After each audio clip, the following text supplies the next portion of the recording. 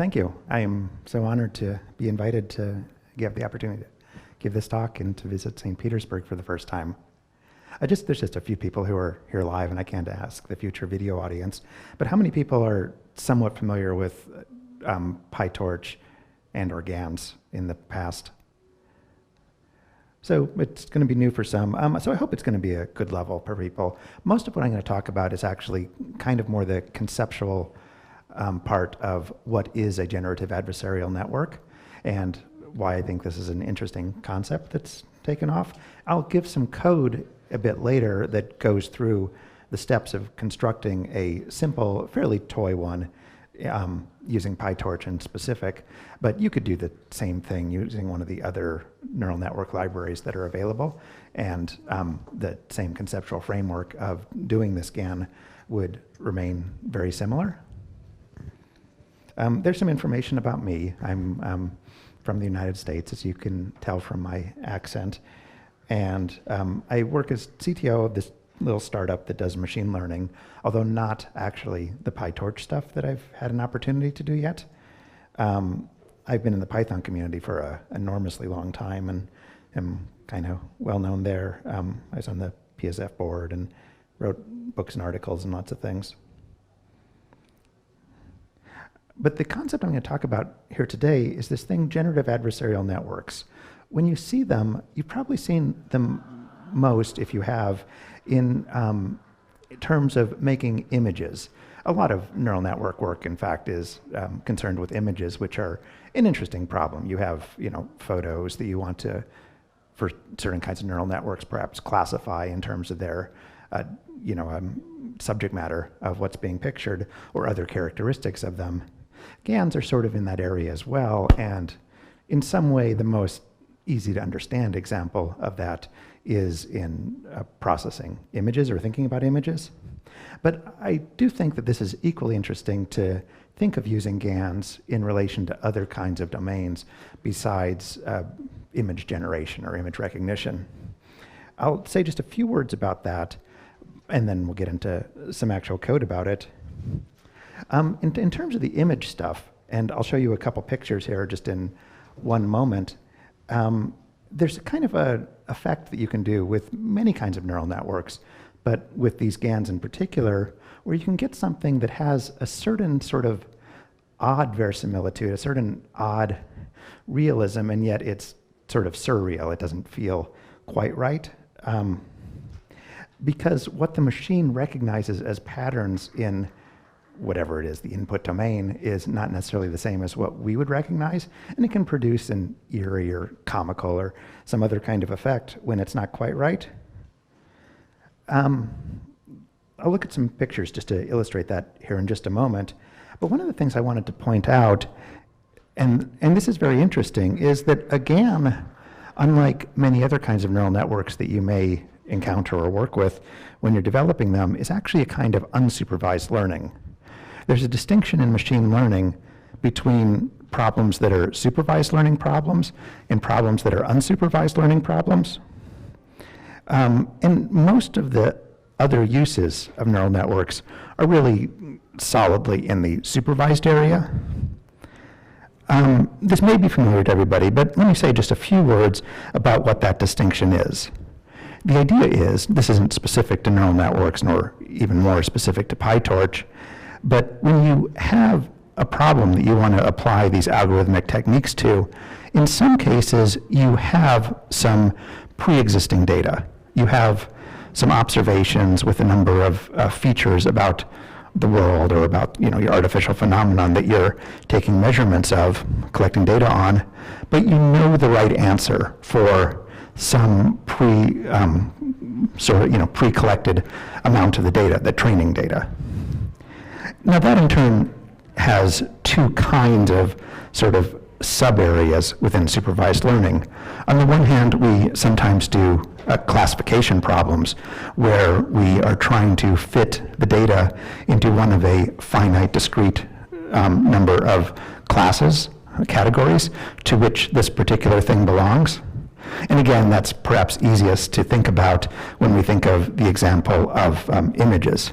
You know these if you go to Google or Facebook or a variety of sites, they'll implement things where you can look at a picture and it will identify the content of the picture. I mean, maybe it's on Facebook and it realizes which of your friends is in the picture, or maybe it's some image in the wild and it knows that the image is a cat versus a dog versus a truck, or some other finite number of categories of things. And those are called classification problems. In contrast, there's also a collection of problems that are still within supervised learning that are called regression problems, where you're trying to get a continuous target. You're trying to do a weather model and you're trying to predict the temperature tomorrow, which is going to be, anywhere on the numeric scale. I mean, between some minimum and some maximum, but anywhere in between is a conceivable answer.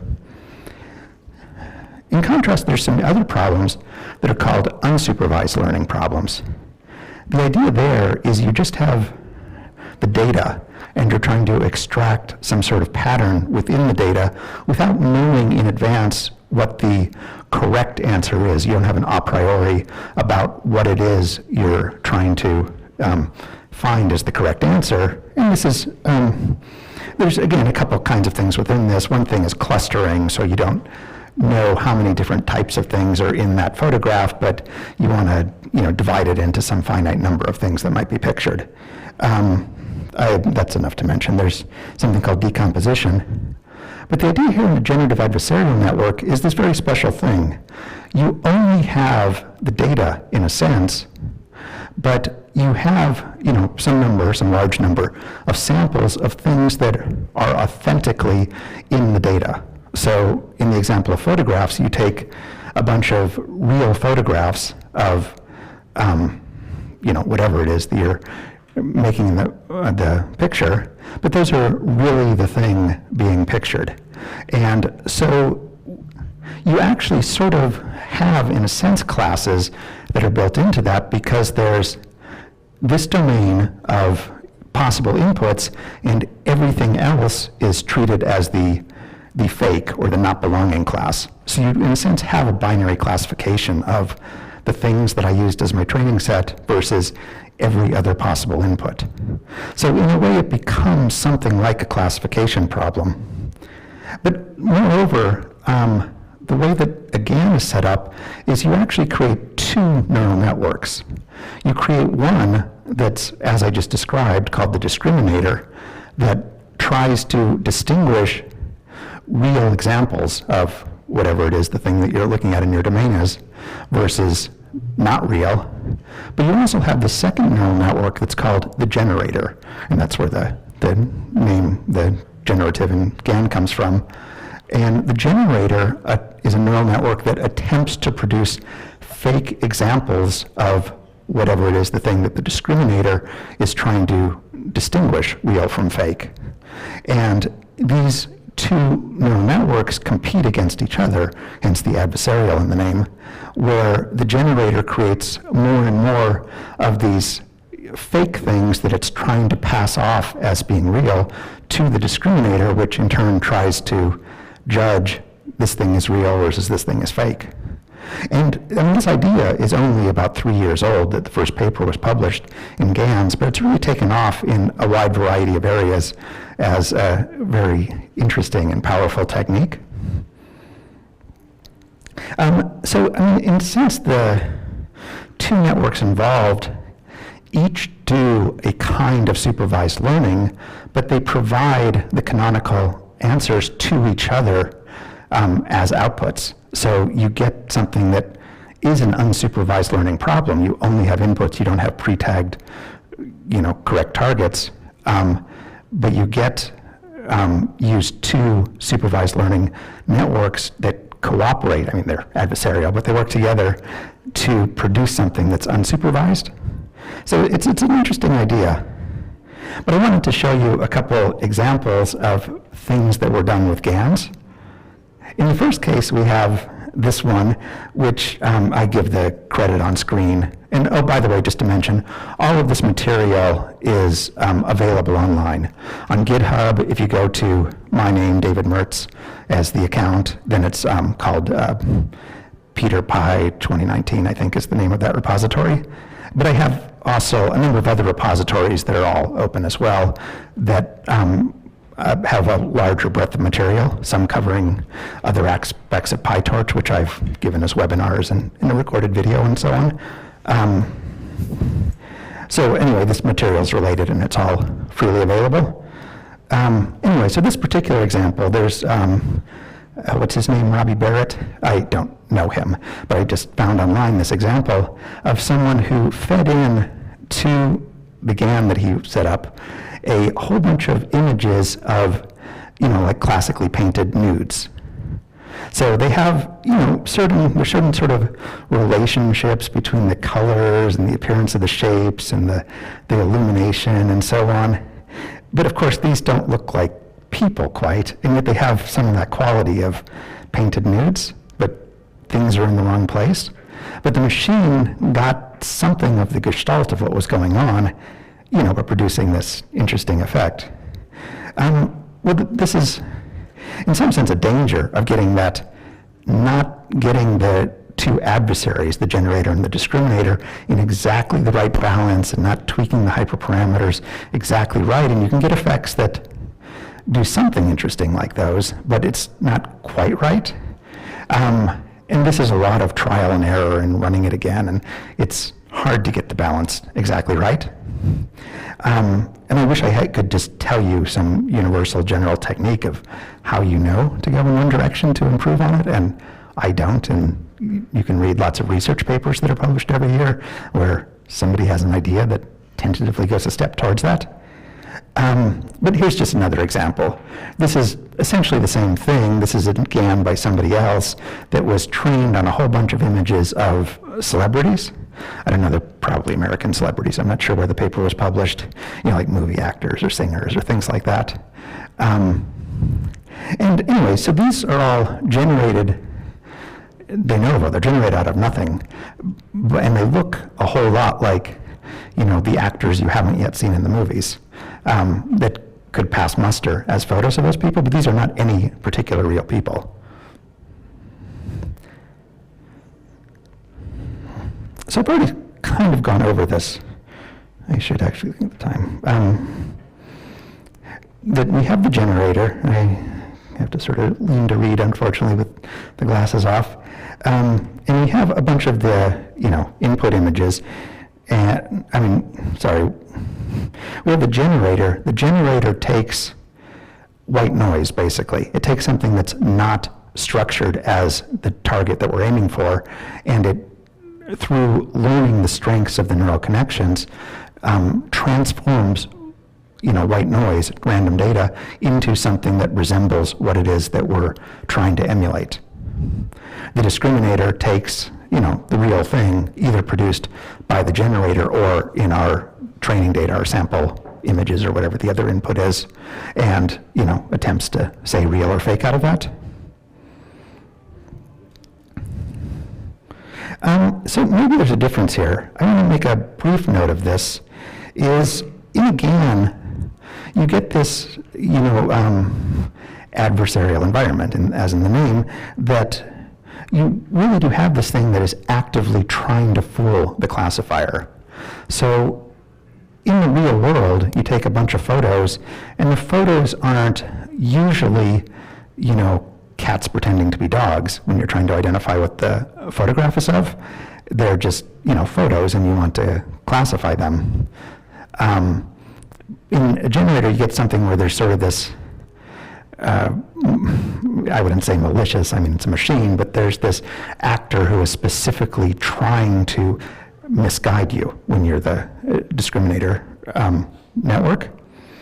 Of course, there are some examples in the real world where this isn't true. Sometimes people try to make forgeries, art forgeries or, credit card transaction forgeries or other things like that.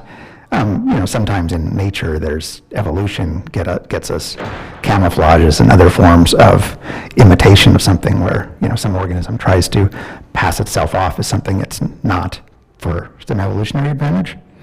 So it's not unique to the GAN structure, but it's certainly part of it. And here's an illustration. I didn't draw this one, but it comes somewhere from a O'Reilly publisher site. but it shows sort of an overall flow of what we're going to do in the code in just a moment. And in general, in any of these GANs, they look something like this. You have a noise vector that comes in. You have just, random numbers that go into the network. Once the generator is trained, it massages that data until it produces something on the output side that isn't exactly the same as one of the training images, but that in some way has meaningfully the pattern of the input images. At least that's the goal of this. In turn, the generator gets some inputs that are from the actual training data that have a particular shape, and so they're authentic images.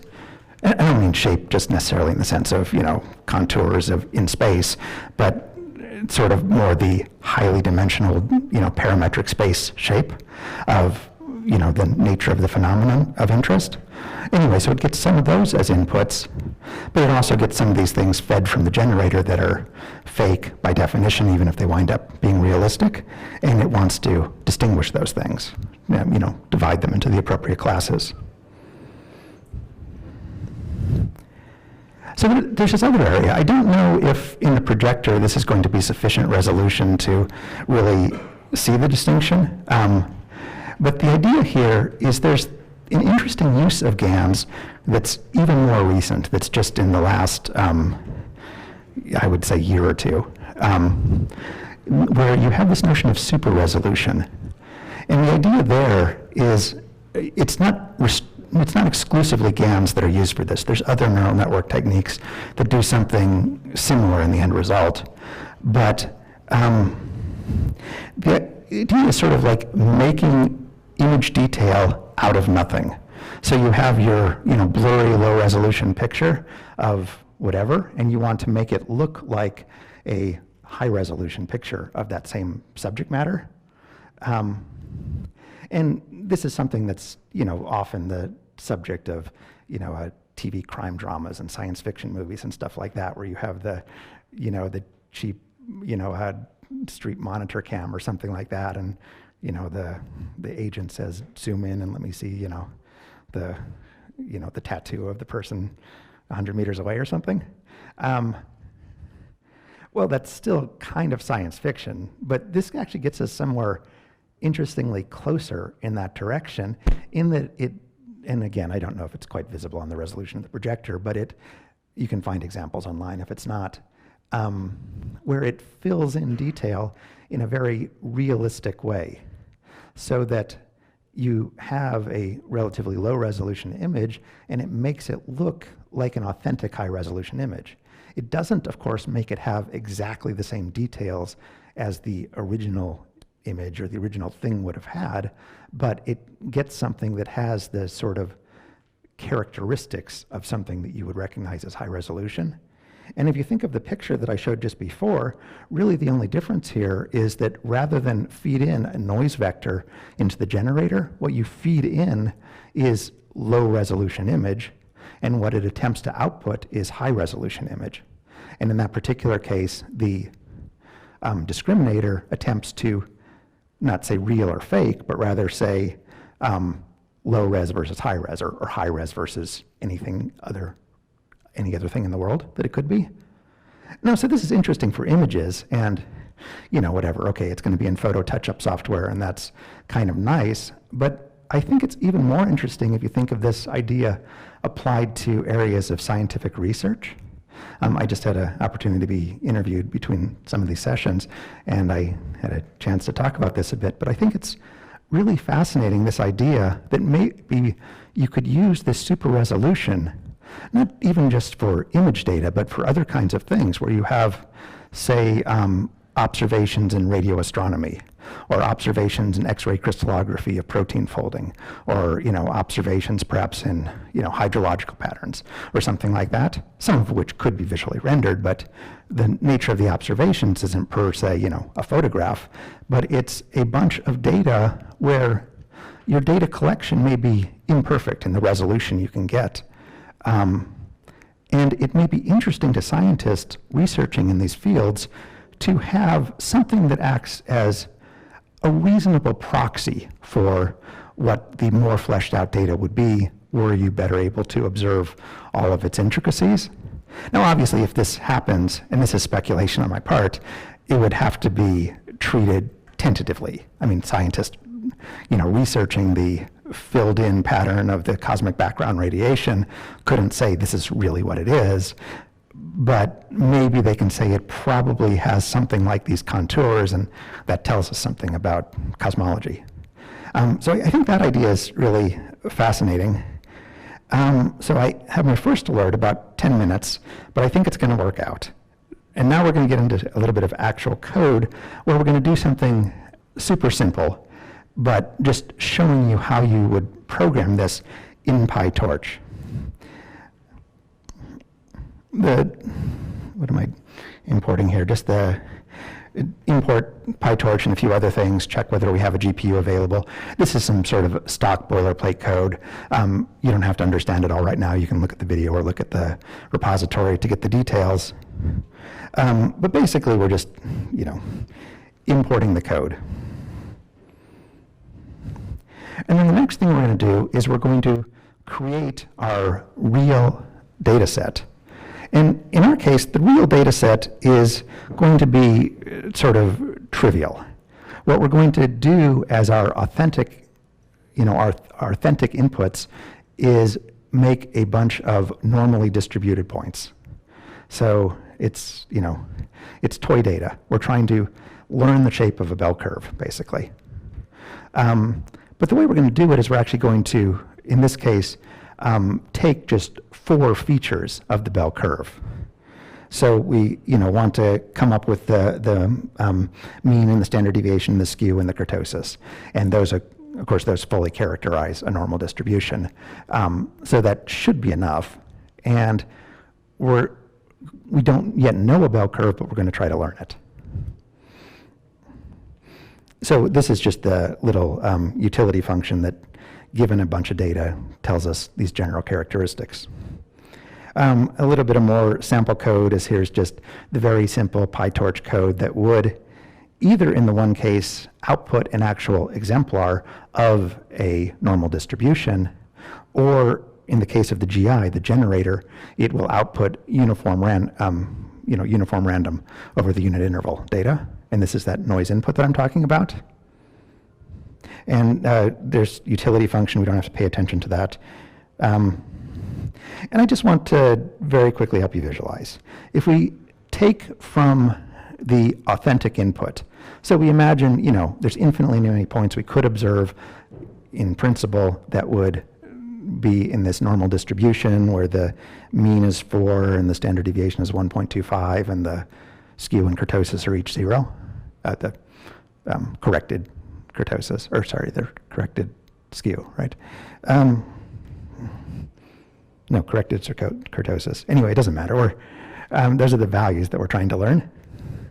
So if we draw a reasonable number of points, like 5,000, it looks all bell curvy. We like that shape. It's easy to recognize. And so, you'd think that's really easy to learn, but we're in fact not going to draw 500 points at a time as a sample. We're going to draw 500. Sorry, did I say 500 before?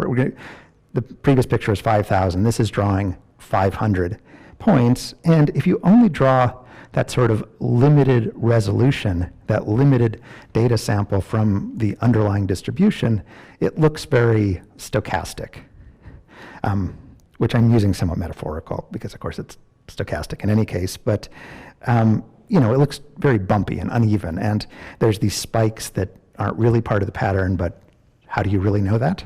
So we're trying to learn something from imperfect data in the first place by having a lot of samples of it and lots of rounds through the algorithm. And just to visualize, this is what's going into the generator, this uniform random, which is, a bit noisy itself, but that's a particular sample from a uniform random distribution. If we were to draw infinitely many points, of course, it would just be completely flat with an equal distribution everywhere in the histogram, but we're not drawing an infinite number. We're drawing 500 at a time. So this is the kind of input we're going to get, and we're going to try to transform that into something that looks sufficiently bell curve, where our exemplars look themselves imperfect.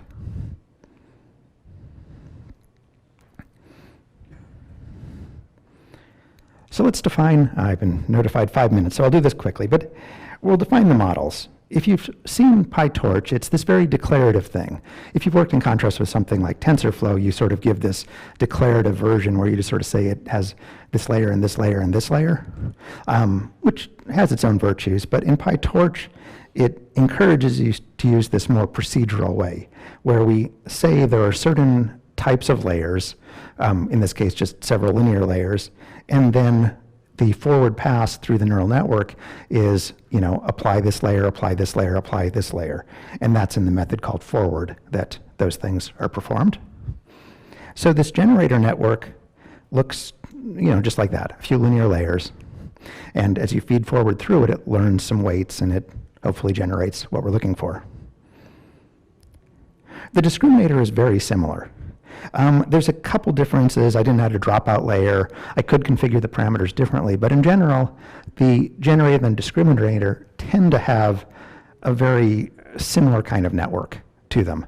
So if it's something that's image processing, you'll typically use convolutional networks. If it's something that's time series processing, you'll typically use recurrent layers, and other things that are characteristic of neural networks used for particular kinds of classification or regression tasks. You'll typically have those kind of layers that are often used for that kind of classification problem in both the generator and the discriminator within this GAN.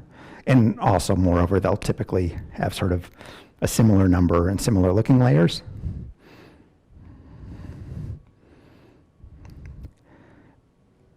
To write the code, we want to create an instance of the generator, create an instance of the discriminator, set up a few general parameters for the nature of the network we're going to run. We're using a batch size, so we could generate infinitely many samples, but when you run a neural network, typically what you do, so in principle, you could pass through one input through the neural network, then do the back propagation to update all the weights based on that single input. But more often, in order to avoid it sort of bouncing around too much, you pass through a batch of several inputs at the same time and then accumulate all of the differentials of where the weights were bad after that, pass of several samples through your neural network. So we set up a batch size and we set up a certain number of epochs and so on. We set up a certain learning rate, and again, there's a lot of sensitivity to exactly what you choose for learning rates in any neural network. If you've worked with them at all, just changing this a little can change things very fundamentally. I haven't, by the way, here set up any decay in the learning rate. A typical thing you do is after you go through many training rounds, you would decrease learning rate as you go along. I'm not doing that in the simple example, but if you wanted to make all of this better, that would be one likely approach. You need to define a loss function and an optimizer, so we do those things. And then to train the model, this is basically the kind of code that you write in PyTorch to do training. It's sort of hand-rolled in a sense, and it sort of has to be. But in this one in particular, it has a different structure than you might have written if you've written other PyTorch for just classifiers or regressors, in that we're actually making a loop through the numerous epochs where we both handle the discriminator and we handle the generator. So the first thing we do is we loop for a while through samples pulled from the underlying normal distribution and train the discriminator for a while on those true samples, and then train it for a while from false samples, fake samples, drawn from the generator, both. You can see somewhere in the code that I've used torch 1s and torch 0s as the real versus fake value when I'm doing the loss function, what I call criterion in the code. So that's the initial thing. We have some real input, some fake input, and we do back propagation on it. Then the next step is we want to do essentially the same thing. We loop through the generator the same way. And again, the generator gets updated with the answers that were given by the discriminator. In other words, its feedback is, did I manage to fool the discriminator on this pass through? And that's going to be a 0 or a 1, and you're going to do back propagation based on that.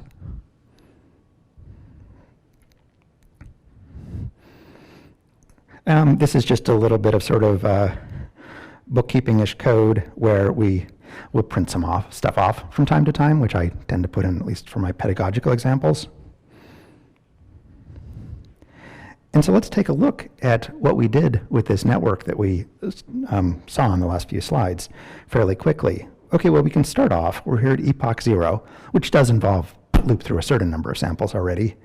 And we can see here that the real distribution has, roughly the characteristics that we would expect from the underlying distribution. That is, the mean is kind of close to 4. I mean, it's actually quite close in this example. The standard deviation is kind of close to 1.25, but not quite. The skew and kurtosis are, zero-ish, but not perfect. And in this first epoch, we are trying to emulate it with the generator. So we're trying to draw that pattern. And maybe you can see a bump in the middle, maybe it starts to look a little bell curve-ish.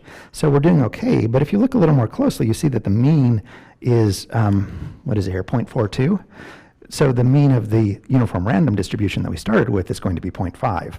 So it is actually gone in the wrong direction, if anything, for that particular feature or characteristic mean. But the skew and kurtosis have sort of trended a little bit from 0 relative to the inputs, which are the uniform random stuff. So we're making a little step towards training it. It's still not a great bell curve, but hopefully we'll get better. And we can look as we go through the different epochs. Here the print is just from time to time printing off something, what the numbers do, and we're trying to simultaneously optimize each of those 4 features. So, mean wants to get close to 4 and kurtosis wants to get close to 0. And, if on one particular epoch or even just on one particular round, you may make one a little better while making the other a little worse as you update the weights.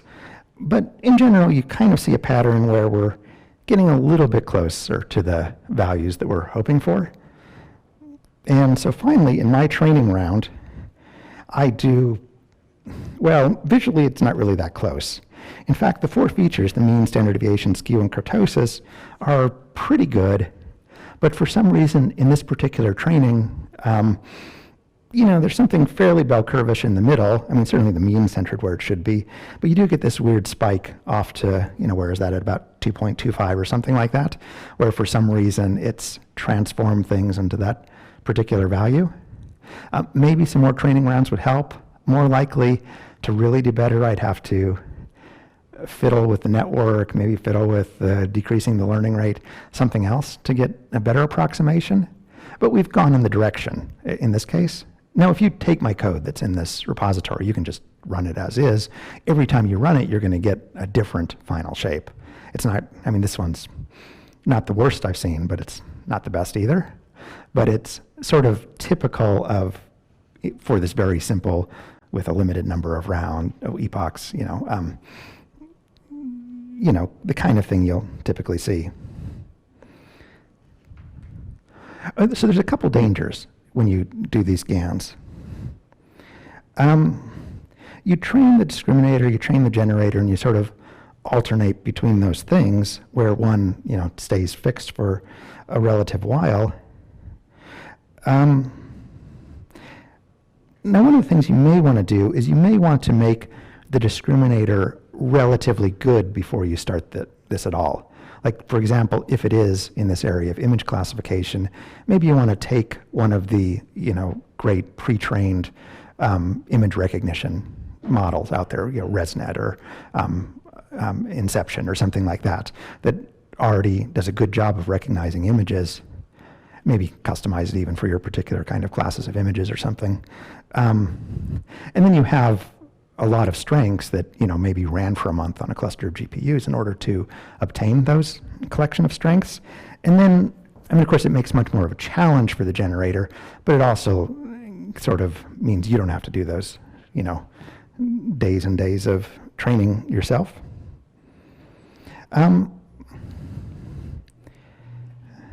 But there's also this danger that you don't want either the generator or the discriminator to be too good relative to the other. So if the discriminator starts out as really, really good, like it might be if you do as I suggest and get a pre-trained one, then the generator is basically going to have nothing to work with, because the discriminator is going to say of everything it proposes, oh, that's definitely fake. I mean, it gives not just a 0 or 1, it gives a continuous value between 0 and 1 as the feedback, but if all the numbers are basically 0, it's really sure this is a fake, it doesn't give any real information to the generator about what is less fakish than something else. So that's a challenge. You want them to, in some sense, be in balance and learn together. On the other hand, you get basically symmetric, but a very similar kind of problem if the generator's too good. If the generator's much better than the discriminator and it manages to pass off as authentic every single one of its candidates, then you just get a bunch of 1s back, and there's no meaningful gradient to do back propagation with either. And balancing these things is a lot of trial and error, and probably a lot of reading the latest literature on how somebody else did it. But eventually you do get these impressive results, like the one. Well, actually, even the surreal nudes, I think, are interesting. I mean, they're sort of, given that there was random noise going into those, and they came out with something that was weirdly distorted and dreamlike or something, but nonetheless, it sort of looked like painted nudes. It's still kind of impressive. I've seen others that do things like generate fake music. There's one that's like a fake death metal, but you could do like fake Bach or something too equally well, and you might try to pass off this a Bach fugue or something like that as authentic, even though it's not a real one. And of course you have all the real ones that you could feed in as as real ones to the GAN. So then you can make your music composition GAN that writes pop songs or whatever, or maybe it writes Baroque songs, I don't know, but you can make it write music that can't be distinguished from the real thing. This is just an example. I should have maybe mentioned earlier, most of the code I took from an example that someone else wrote, and he had shown these output examples about some of these pitfalls you can fall into. Sometimes you get sort of overtrained on one narrow output, and you don't get these gradients for the reasons I described of this imbalance between the discriminator and the generator. So you can see in his examples, most of them are sort of bell curve-ish. Maybe the bottom second over from the left is kind of like what I got. There's something a bit bell curve-ish, but there's a weird spike somewhere else. I mean, his is on the higher side, not the lower side, but same idea. But in other cases, it's much worse. It's just sort of, it gets, pinned at predicting 0 for everything. So as you play with GANs, I mean, you're probably going to predict something more interesting than just a bell curve, but you're going to fall into these valleys where you can't, find new max or new minima anymore, and reset things. I mean, these are all with exactly the same parameters. These are just different runs of the exact same GAN. So it's not, he didn't tweak the parameters between doing this. This is just the random noise that goes into it that's different. And I think that's my last slide. So I think that's about when I'm supposed to end.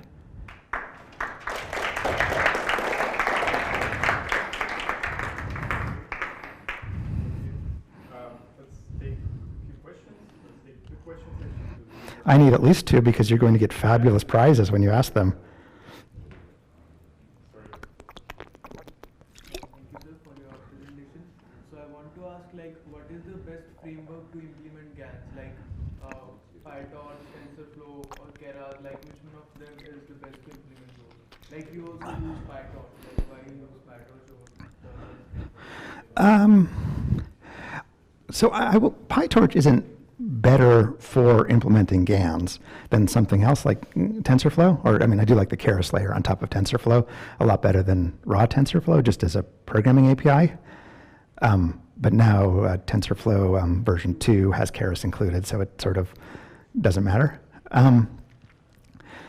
But mostly it's just, I've taught PyTorch otherwise, and I played with different ones. But I do have sort of more generally a little bit of a preference for PyTorch because I feel like being able easily to dig into the knobs, where you actually sort of declare, I'm using this layer and this layer and this layer. And even if you like, I mean, not in these simple examples, and not even in many of the other more complex examples that you'll find, you can actually do conditional things, like, apply this layer, apply this layer, apply this layer, then do some tests for some condition and only apply this layer if something else is true.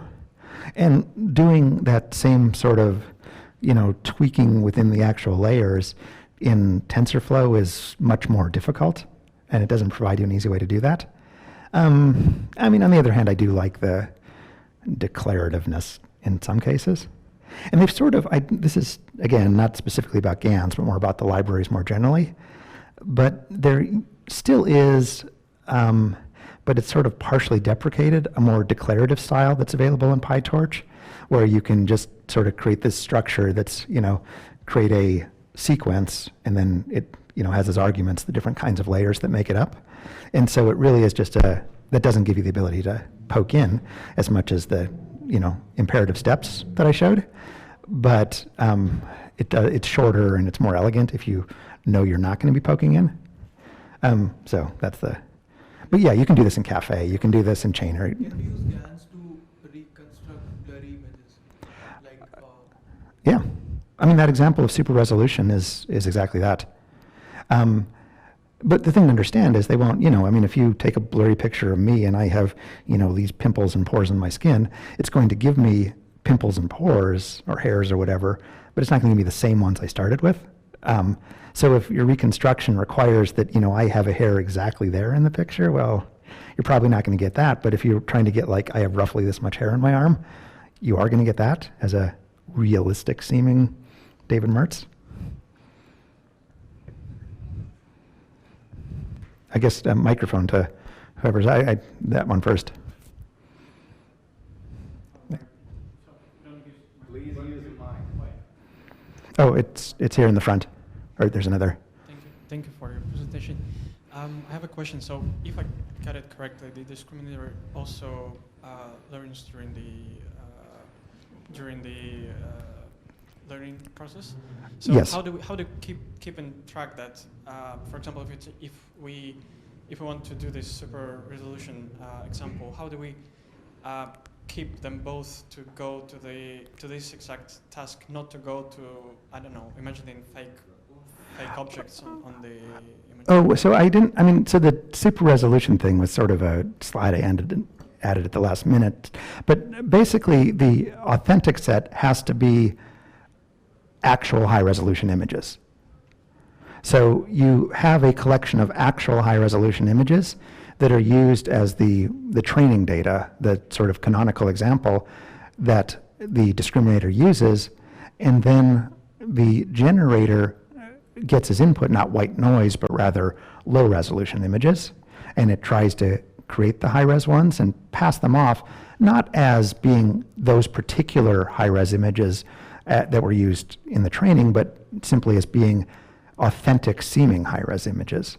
So the judgment being made by the discriminator and being refined as you go through the epochs is this really high res, or this is like faked up high res? If we draw some very high resolution object on the our blurred image, will this and this will pass accidentally the check from the discriminator? And possibly. Both will be fooled by this, right? Yeah. So often what you see in GANs and other neural networks is a kind of over specialization, where just to make it super simple, let's say that just kind of by accident, you had this discriminator that gets trained on recognizing high resolutionness, but it winds up in the training just paying attention to the top 1/100th of the image, the top left corner of it or something like that. And I mean, that can happen. And because there is this, all the authentic images are high resolution at the top left corner. And so maybe accidentally in the training that it really becomes a detector not of the entire image being high resolution, but of the top left corner being high resolution. And maybe the generator is going to learn that pattern. So it's going to make a bunch of blurry or random images other than the top left corner, which is going to be high resolution. Well, so okay, I mean, you're going to use convolutional networks when you do the image task specifically, but one of the things you can do to guard against that particular kind of danger is use dropout layers. So the idea, I mean, there's several ideas, but in a dropout layer, you take the weights from a previous layer in a network, and normally they would propagate, they would feed forward to the next layer, but you just randomly kill off some of the connections every time you make a forward pass, a different random collection each time. So you don't get the possibility of one particular neuron doing all the work, which can happen in this overspecialization. And so I would think, particularly if you have dropout layers very early in the networks, in the network stack, so that the one that actually reads the pixels has dropout layers, so you can't succeed if you only are considering a small region of the pixels. That is likely to help. Try it, find out if it does. But thank you. Could you please be more concise? Like, I mean, we have 4 minutes total, and like before the closing party starts, so. Okay, I will answer. I'm going to give you a yes or no answer. Okay, thank you for the presentation. I was wondering whether it is some metric to measure the final performance of the generator in case when we are making the new data, for example, in such spheres like medicine. How can we be sure that we generate really new data that can be useful in the case of GANs? Just does it fool the discriminator? That's the only test. I mean, you could potentially try to apply a different discriminator at the same time, or human judgment or something like that. But effectively, that's the meaning of being authentic, is fooling the discriminator. Thank you. May I ask a little question? So you showed us pictures of different artists with the women's, and I'm a little curious to know your opinion about will be artists in the future be able maybe to use machine learning stuff to work with the editoriality? Yes, absolutely. I mean, I think that actually some of the photo editing software even has it already, but the guy who made these ones, I forget his name, but he says he's an artist. I mean, and he's doing these things not just to demonstrate concepts in neural networks, but because he believes these are, beautiful and artistic. I'm not just only these images I'm showing, but I'm like, this is part of his artistic technique, is to use, artificial intelligence, to use neural networks to try to generate images that have a aesthetic quality. Thank you. Right, that's it. Is it off? So, presents, 2 best questions. Yeah, so I have to, I really don't want to make this judgment. Who wants a battery the most of the 4 questioners? It's going to be very long, come on. Okay, you get the, sorry, so second goes to second question. Well, I was in the back, but It's yours. Right? I'm not judging negatively your question, Okay. sorry. Thank you very much.